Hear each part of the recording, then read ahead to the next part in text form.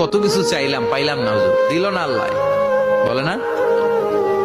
আপনার সব দোয়া কবুল, আপনি যত দোয়া করছেন সব কবুল, কারণ আল্লাহর কাছে কিছু চাইলে আল্লাহ ফিরায় দিতে জানে না, আল্লাহ জানেই না কেমনে ফিরায় দিতে হয়। সুবহানাল্লাহ কোন? চাওয়া মাত্রই আল্লাহ বলে অ্যাকসেপ্টেড, যা কবুল, দিব দিব না এটা বলতে জানে না।